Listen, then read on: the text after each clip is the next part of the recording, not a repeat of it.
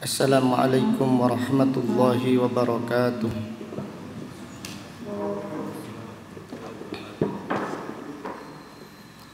Innal hamdalillah nahmaduhu wa nasta'inuhu wa nastaghfiruh wa na'udzu billahi min syururi anfusina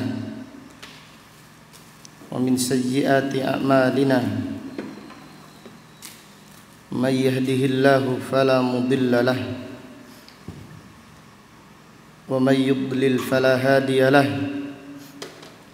Wa asyhadu an la ilaha illallah wahdahu la syarika lah. Wa asyhadu anna Muhammadan abduhu wa rasuluh. Amma ba'du fa inna asdaqal hadits kitabullah wa khairal hadi hadi Muhammadin sallallahu alaihi wasallam. Wa syarrul umuri muhdatsatuha wa kullu muhdatsatin bid'ah wa kullu bid'atin dhalalah wa kullu dhalalatin finnar. Alhamdulillah, pada pagi yang berbahagia ini, yaitu hari Selasa tanggal 21 bulan Jumada al-Ula tahun 1442 Hijriah, dengan izin Allah Subhanahu wa taala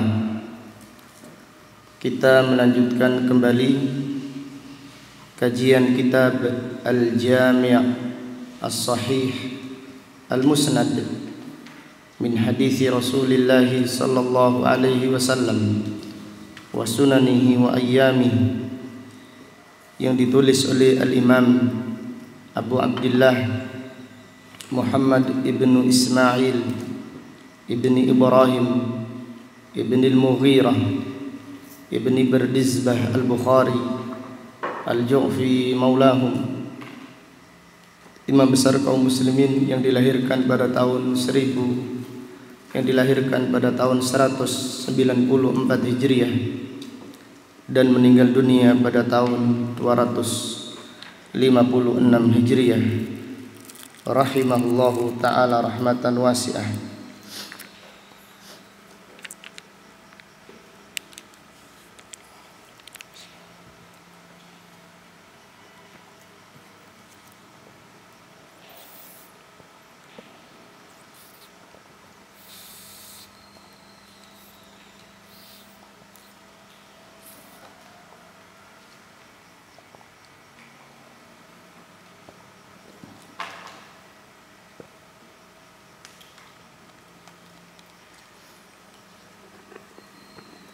Qala al-Imam al-Bukhari rahimahullah,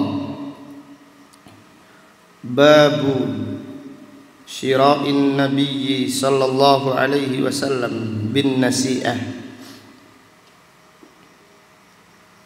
Bab Nabi sallallahu alaihi wasallam membeli sesuatu dibayar dengan tempo. Nabi sallallahu alaihi wasallam pada hadis atau pada bab ini disebutkan oleh Al-Imam Bukhari bahwasannya Nabi sallallahu alaihi wasallam membeli gandum dari orang Yahudi. Kemudian beliau menggadaikan baju besinya untuk jaminan, dan nanti kalau ada rezeki baru dibayar oleh Nabi sallallahu alaihi wasallam.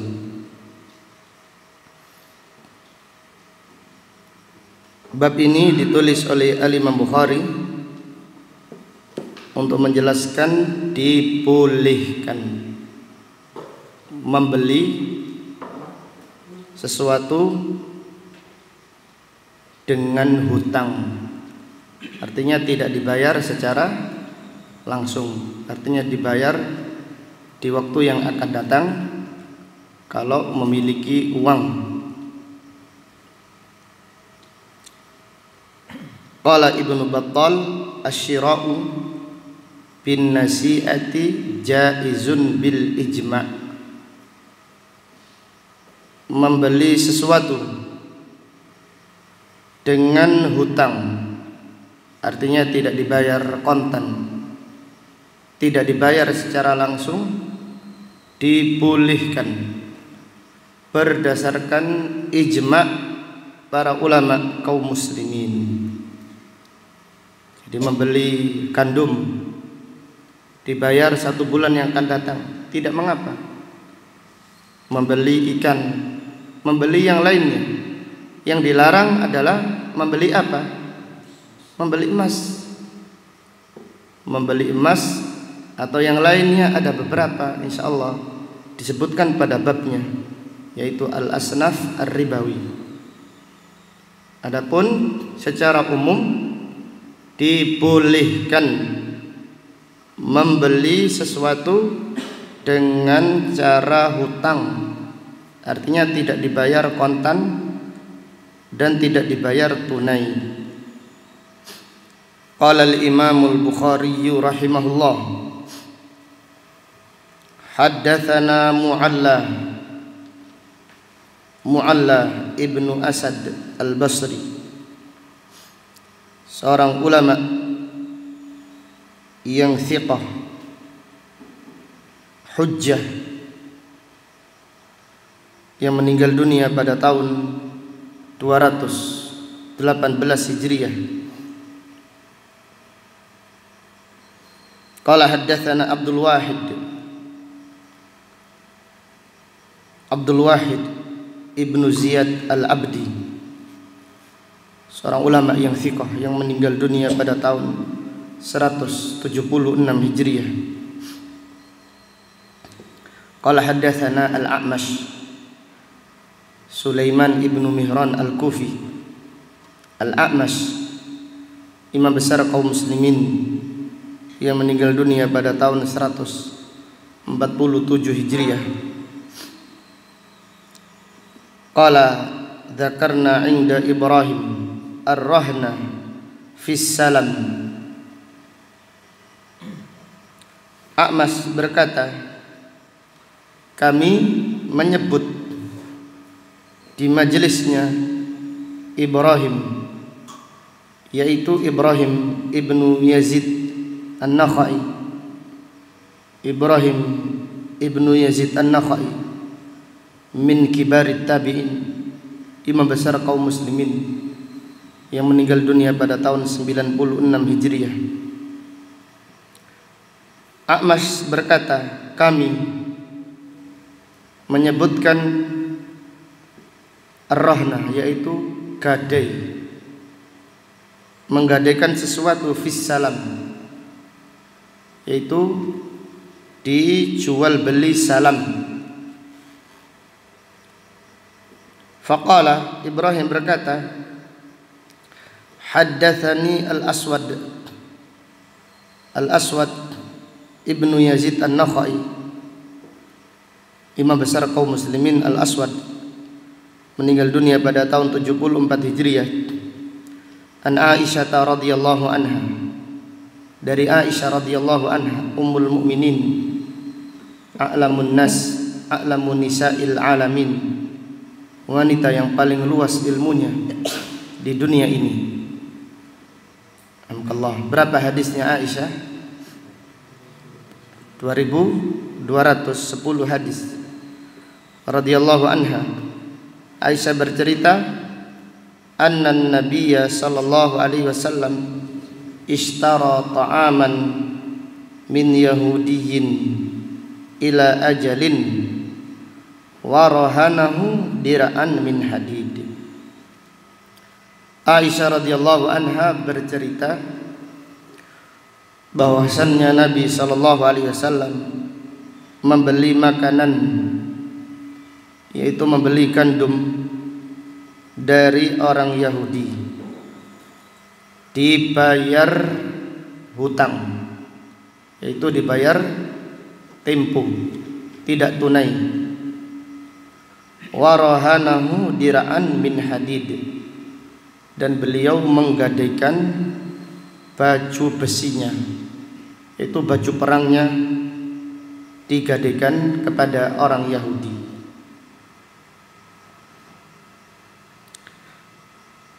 Kemudian Al-Imam Bukhari membawakan hadis yang berikutnya. Qala haddatsana Muslim ibnu Ibrahim Al-Azdi Al-Farahidi min kibari suyukhil Bukhari, termasuk guru seniornya Al-Imam Al-Bukhari. Muslim meninggal dunia pada tahun 222 Hijriah. Qala haddatsana Hisham ibnu Abi Abdullah Ad-Dastawai Amirul Mukminin fil hadis.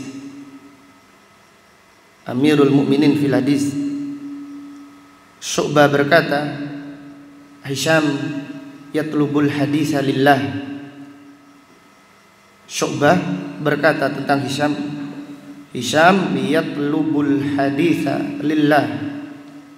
Hisham adalah seorang yang menuntut ilmu karena Allah Subhanahu wa ta'ala.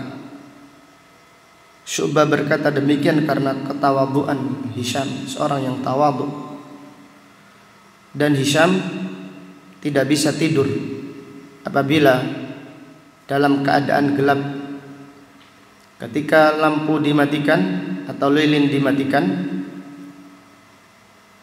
atau opliknya yang dimatikan, maka Hisham menggigil. Ingat siksa kubur, ingat kematian, sehingga Hisham tidak tidur. Seorang ulama thiqah, Amirul Mukminin, ahlu ibadah, ahlul khasyah. Hisham meninggal dunia pada tahun 154 Hijriah. Qala haddatsana Qatadah ibnu Di'amah As-Sadusi. Qatadah ibnu Di'amah As-Sadusi meninggal dunia pada tahun 117 Hijriah. An Anas ibni Malik radhiyallahu anhu. Berapa hadisnya Anas ya ikhwah? 2286.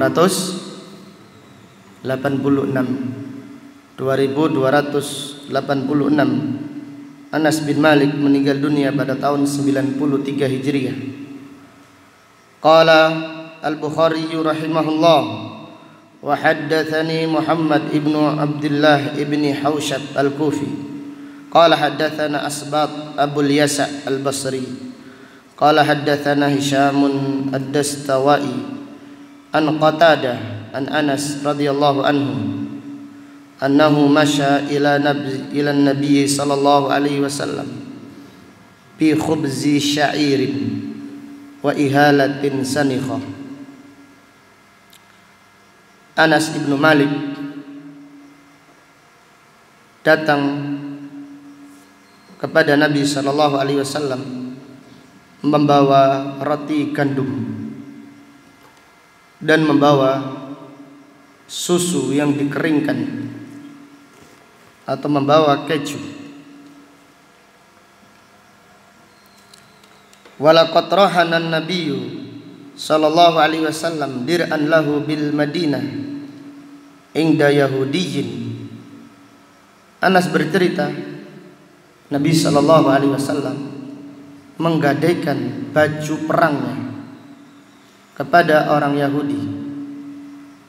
Wa akhadha minhu sya'iran li ahlihi, dan beliau membeli gandum kepada Yahudi tersebut untuk istri-istrinya, yaitu Nabi sallallahu alaihi wasallam tidak punya uang sehingga beliau terpaksa hutang untuk membeli gandum, dan beliau menggadaikan baju perangnya. Walaqad sami'tuhu yaqul.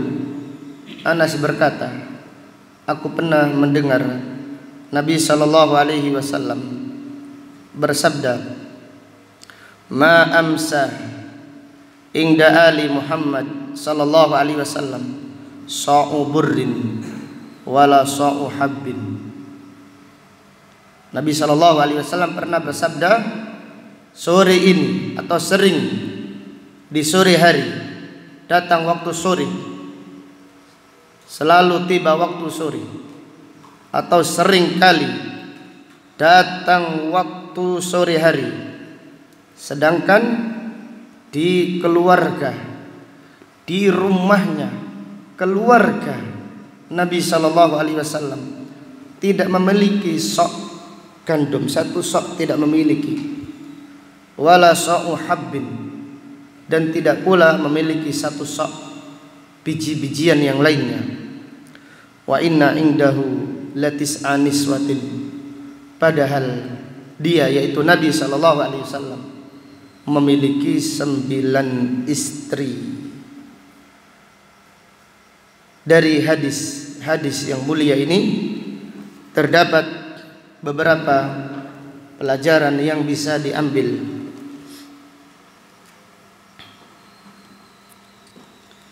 Yang pertama,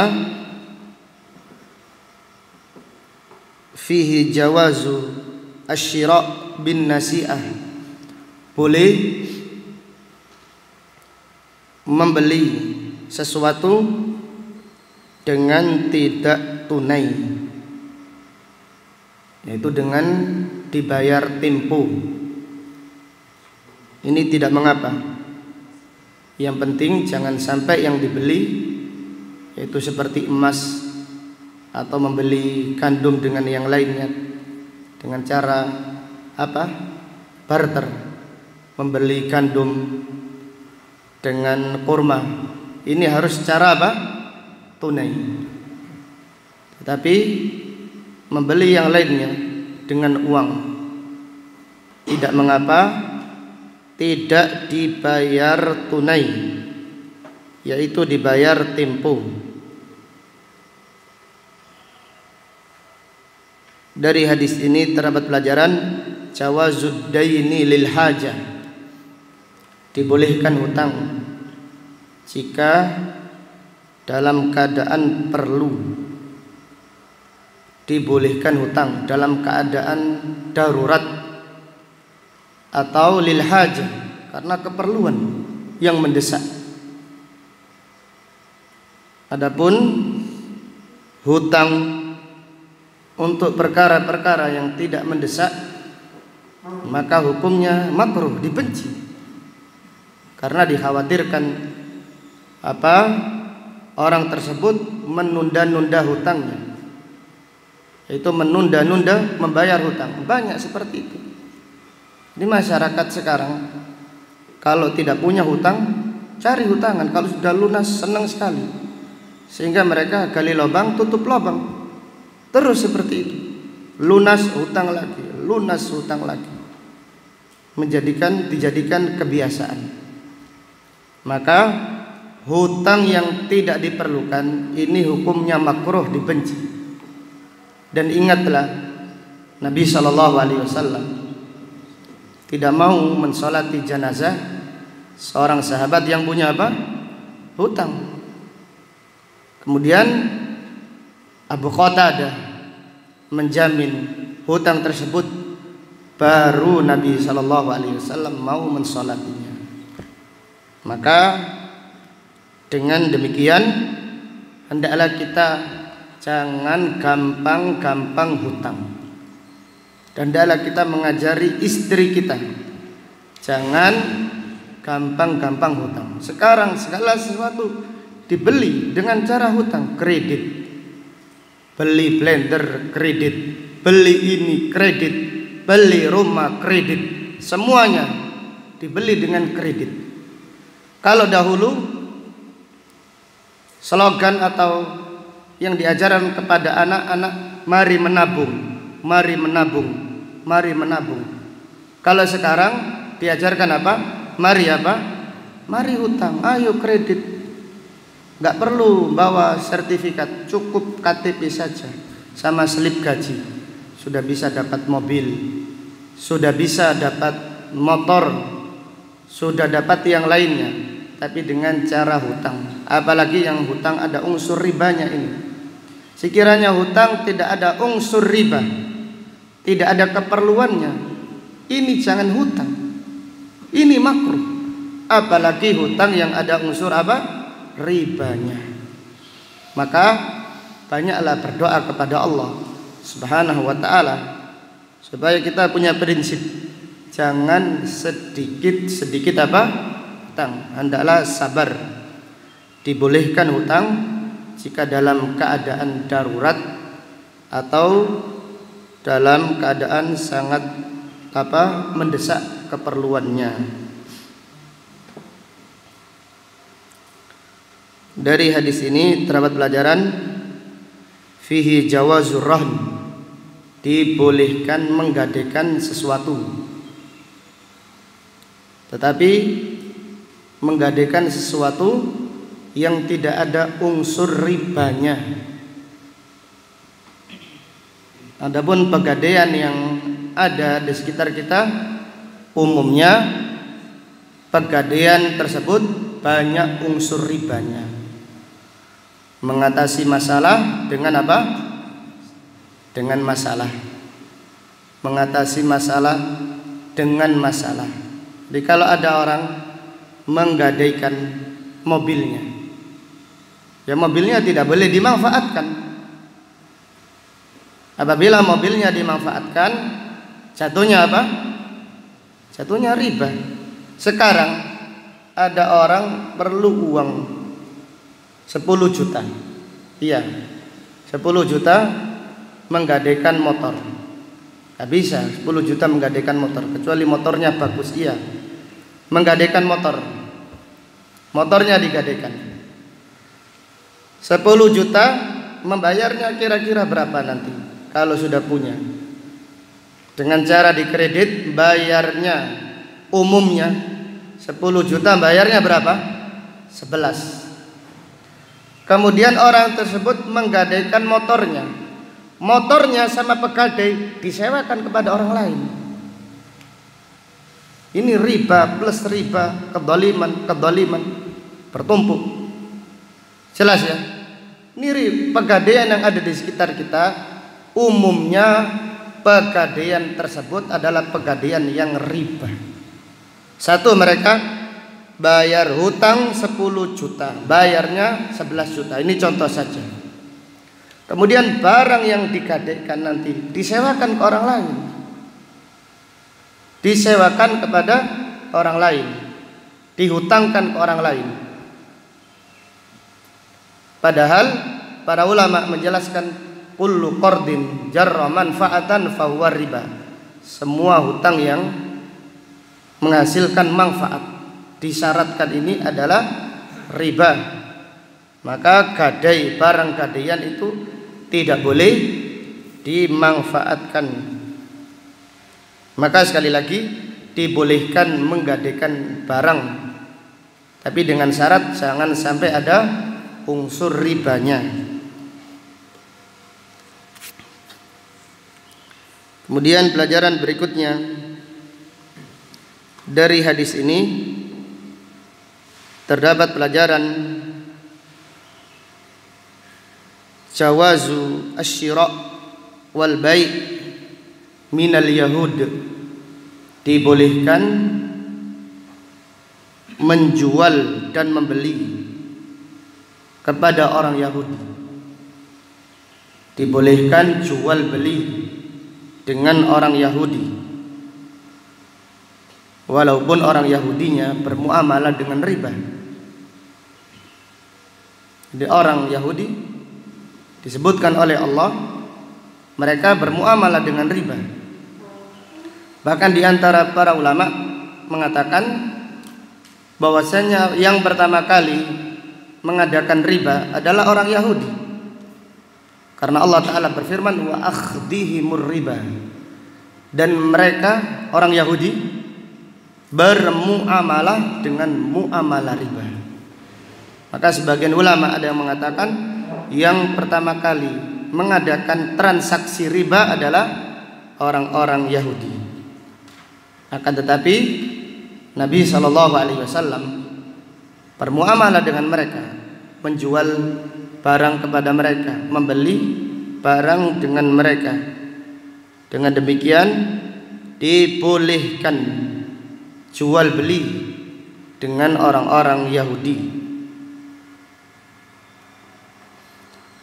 Dari hadis ini terdapat pelajaran fihi jawazut tasamuh ma'al kuffar fil muamalah ad-dunyawiyah.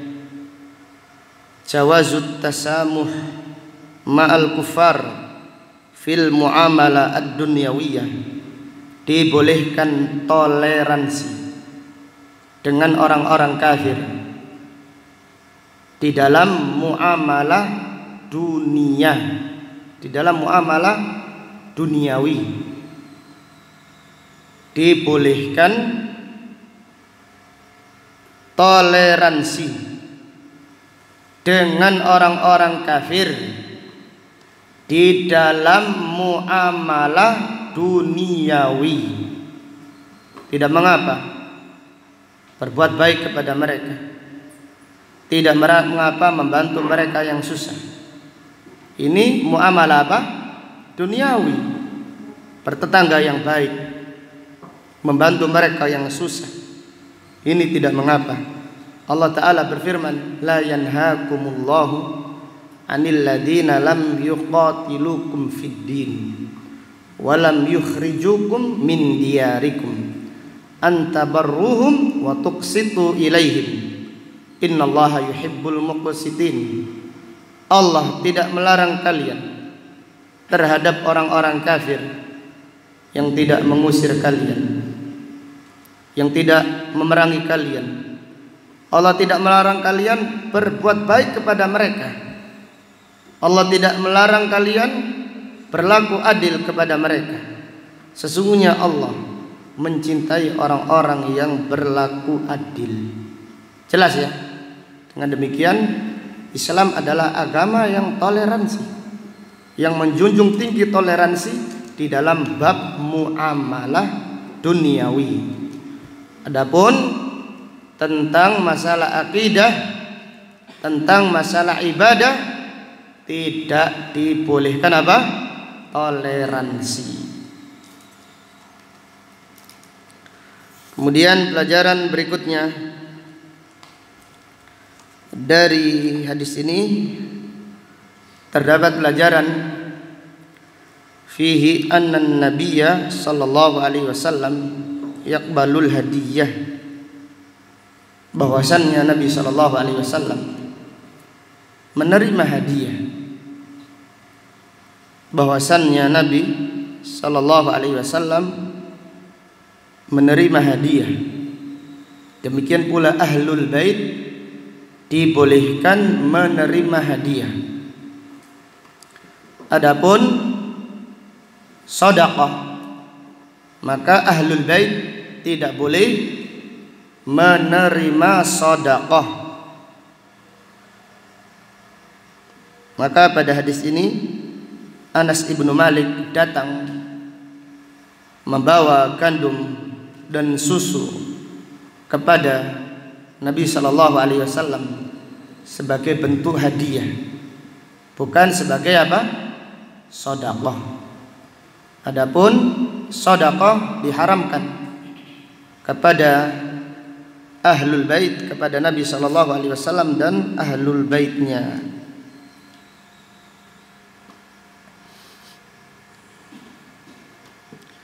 Dari hadis ini terdapat pelajaran fihi jawazu ihda'il hakim wal alim, dibolehkan memberi hadiah kepada hakim, kepada penguasa,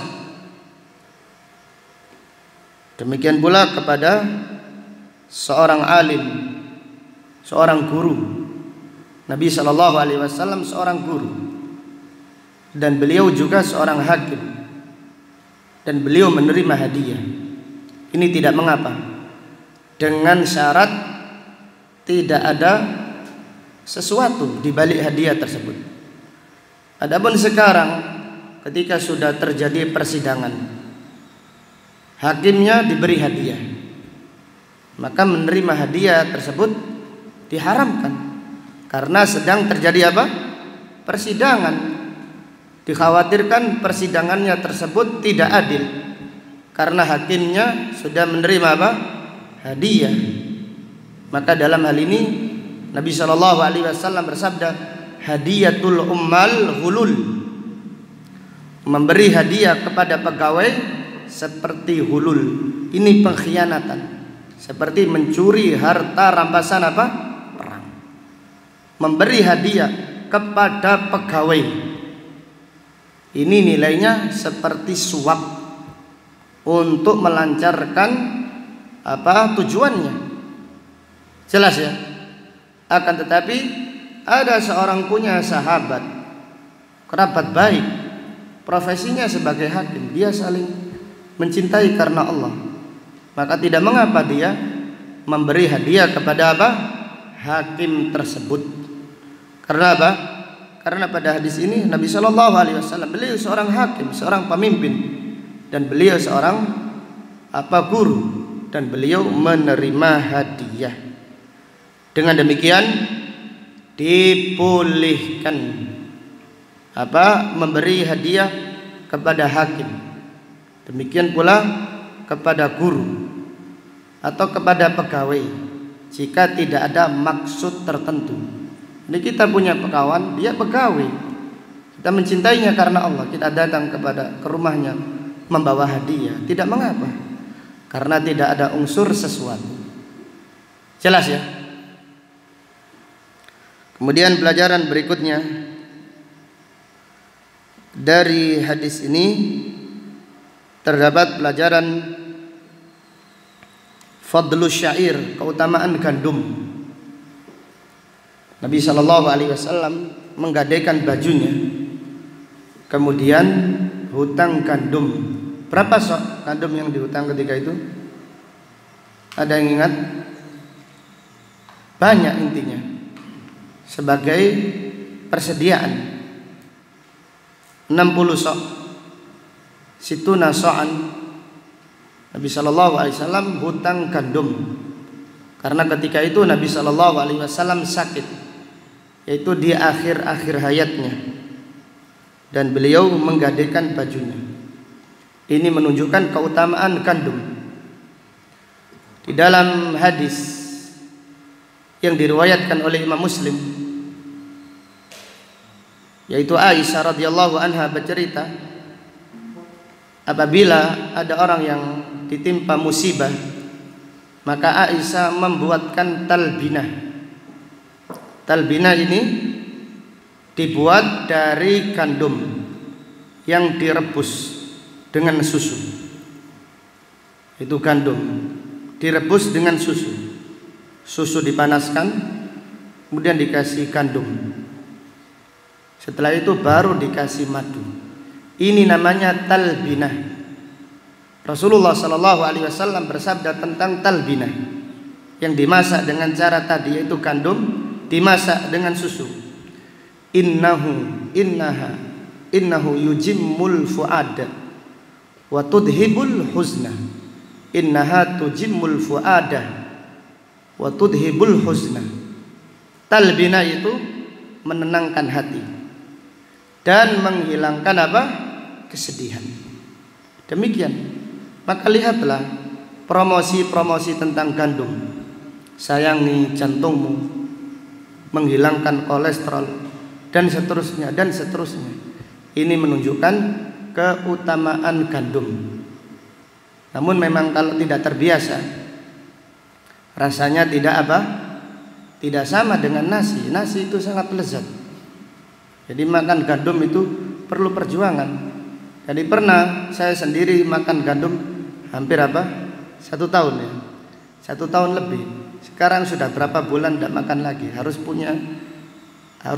berkorban lagi untuk makan gandum. Intinya banyak sekali faedahnya dari gandum.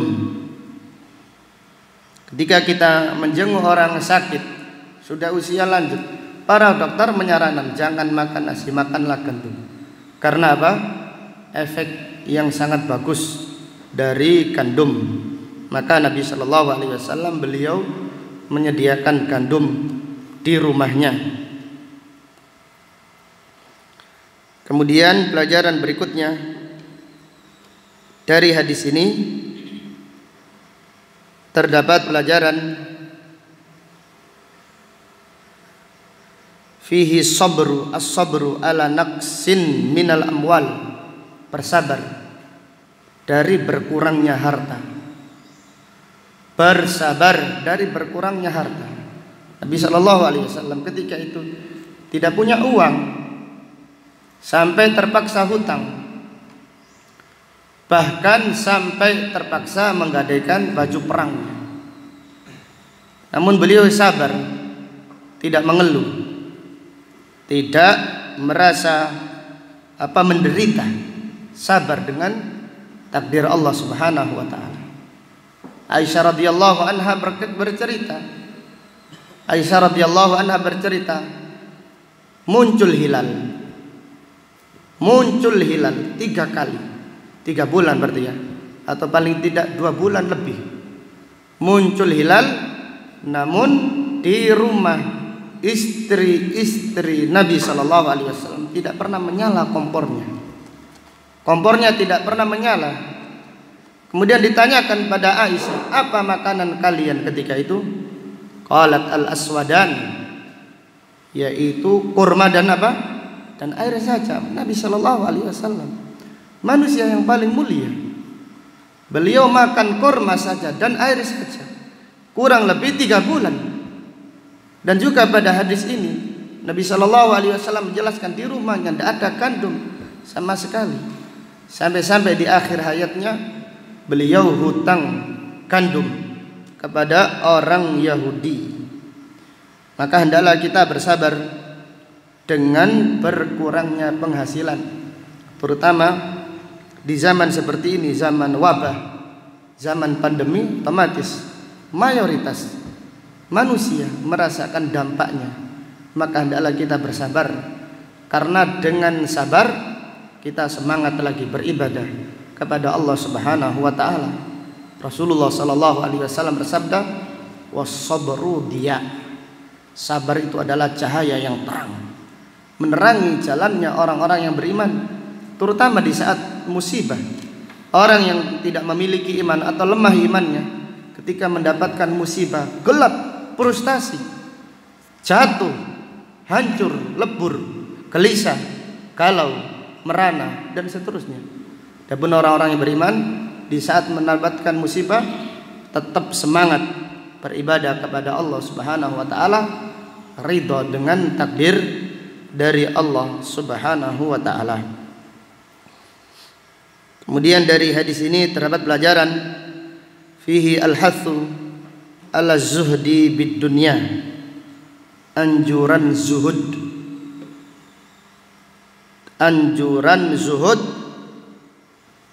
terhadap urusan dunia.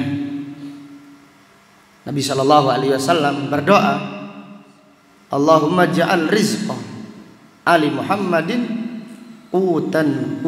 Ya Allah, jadikan rizki keluarga Muhammad itu setiap hari. Bukan kalau kita ada rezekinya 1 bulan penuh.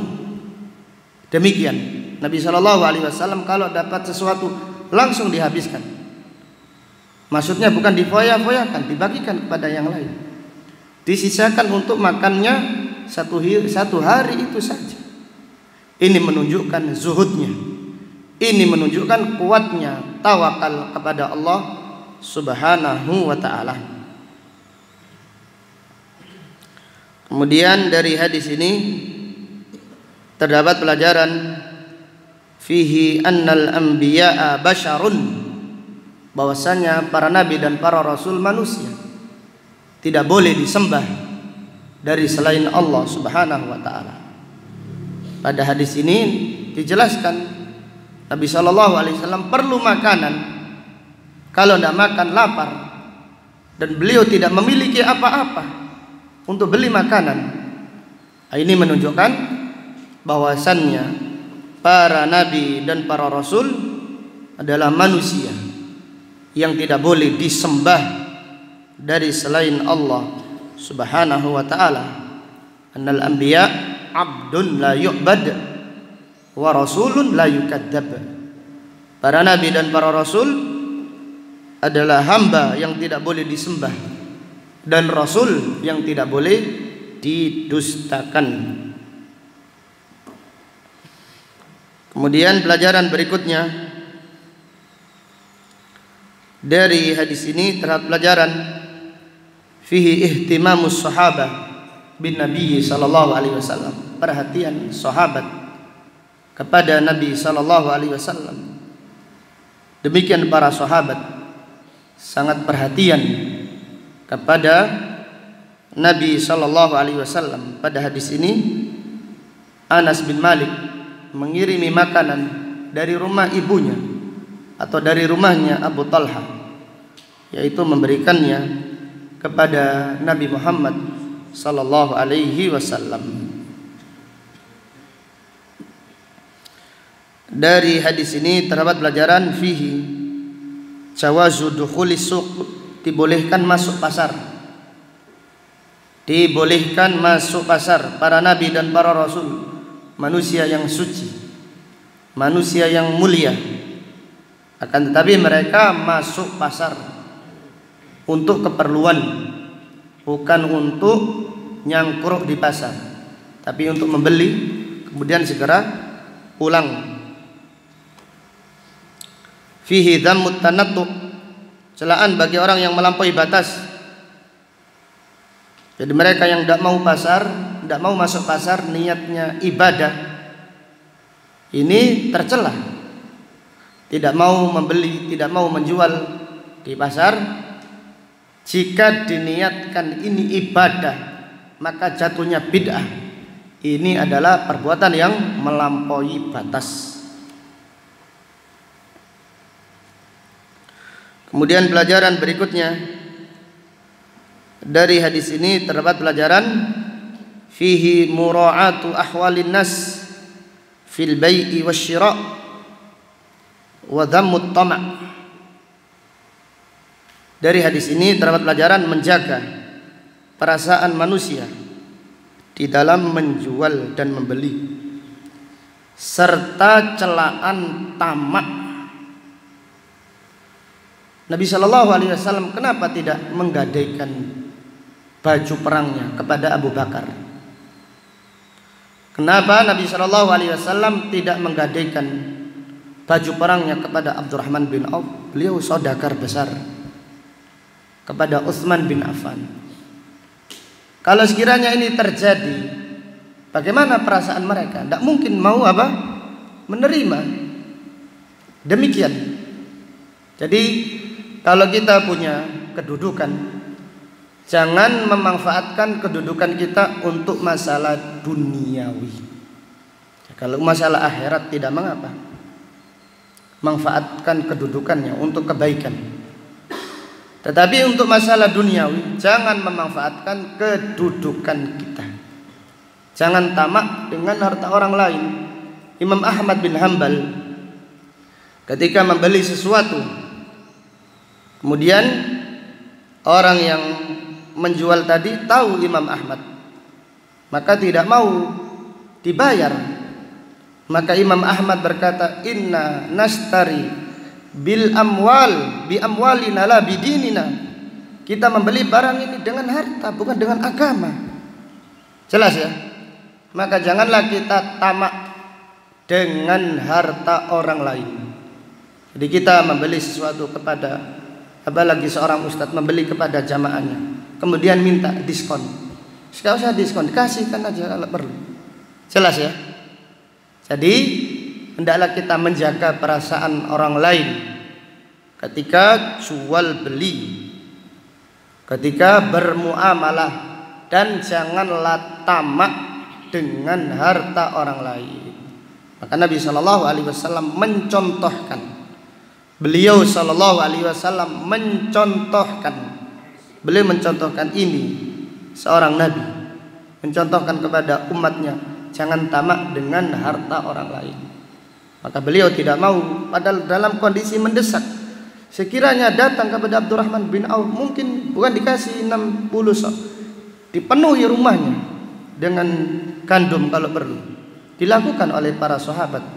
Apa yang tidak dilakukan oleh para sahabat kepada Nabi Muhammad sallallahu alaihi wasallam? Namun beliau tidak memanfaatkan kedudukannya tentang hal ini.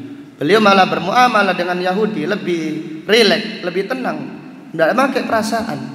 Harganya pas, ini semuanya sesuai dengan harga pada umumnya. Demikian kalau bisa semaksimal mungkin janganlah kita memanfaatkan kedudukan kita dengan terhadap masalah duniawi. Sebagaimana tadi riwayat dari Anas dari Imam Ahmad bin Hanbal dan yang lainnya. Para ulama kaum muslimin mereka hati-hati tentang hal ini. Kemudian dari hadis ini terdapat pelajaran fihi at-tawakkul la yunafi akhdal asbab. Tawakal kepada Allah tidak menafikan, tidak meniadakan ikhtiar. Tawakal kepada Allah tidak menafikan ikhtiar. Doa saja, tawakal saja pada Allah. Nanti turun gandum, datang sendiri gandumnya dikirim. Tidak. Nabi sallallahu alaihi wasallam ikhtiar.